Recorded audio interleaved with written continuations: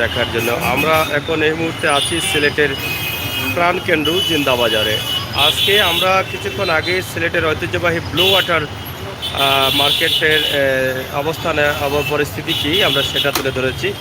এই মুহূর্তে আমরা সিলেটের জিন্দাবাজারে আছি। জিন্দাবাজারের অবস্থা এবং পরিস্থিতি আপনাদেরকে দেখানোর কারণ হচ্ছে আজকের পরিবেশে আপনারা হয়তো বুঝতে পারবেন যে মার্কেটের অবস্থা আসলে কি এবং এবারের ঈদের মার্কেট কতটুকু পরিমাণ হচ্ছে। তবে আজকে গতকালকে শুক্রবার গেল, আজকে শনিবার।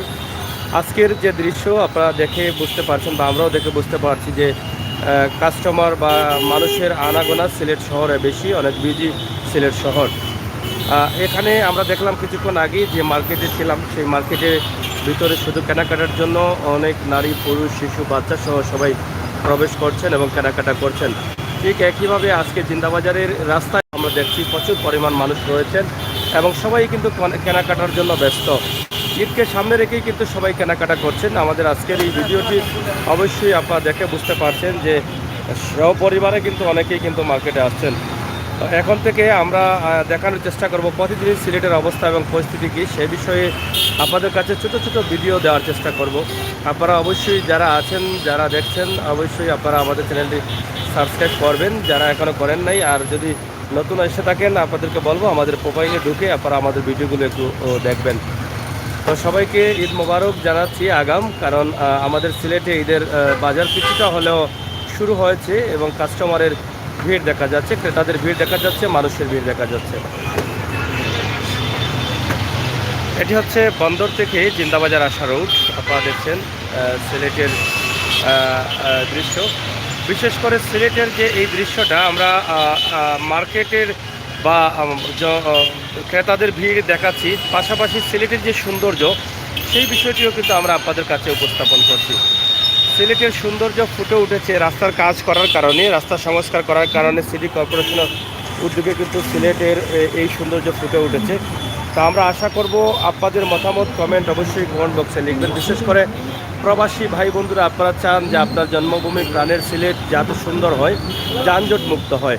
হ্যাঁ, যানজট মুক্ত রাখতে গিয়ে সিলেট বন্দর থেকে চৌহাট্টা বা আম্বরকানা রুটে ও ইতিমধ্যে চৌহাট্টা পর্যন্ত রিক্সা বন্ধ আছে, যাতে রিক্সা, ঠেলাগাড়ি, হাতগাড়ি এগুলো না চলে। এগুলো চললেই কিন্তু জ্যাম হতো, কিন্তু এগুলো না চলার কারণে কিন্তু একদম ক্লিয়ার দেখা যাচ্ছে জ্যাম কম, শুধু সিএনজি রয়েছে এবং রিক্সা দেখা যাচ্ছে না। তা আমরা আপনাদেরকে আজকের এই ভিডিও দিলাম, আপনাদের মতামত আমাদের কমেন্ট বক্সে লিখবেন।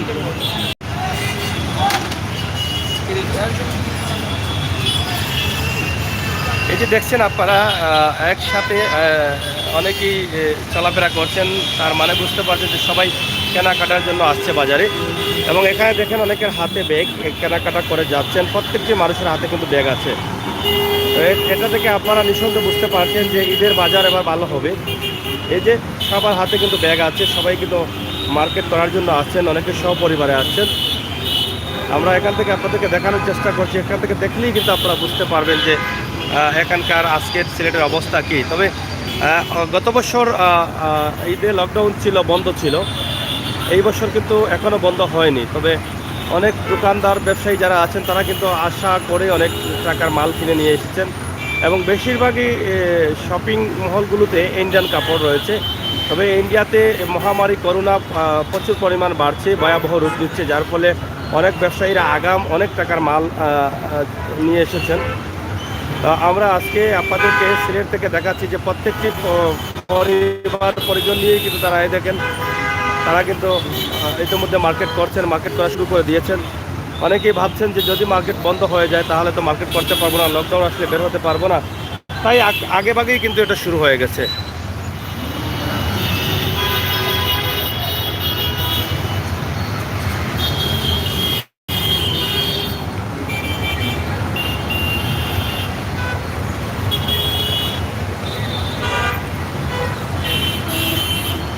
তো প্রিয় দর্শক ভাই ও বোনেরা, ভিডিওটি শেয়ার করে সবাইকে দেখার সুযোগ করে দিবেন। আজকের সিলেটের অবস্থা পরিস্থিতি ছোট করে আমরা তুলে ধরার চেষ্টা করেছি।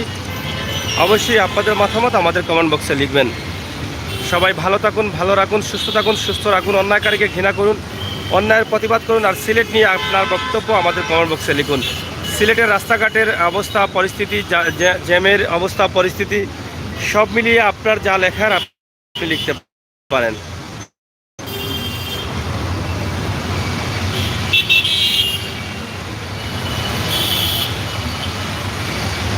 ধন্যবাদ সবাইকে।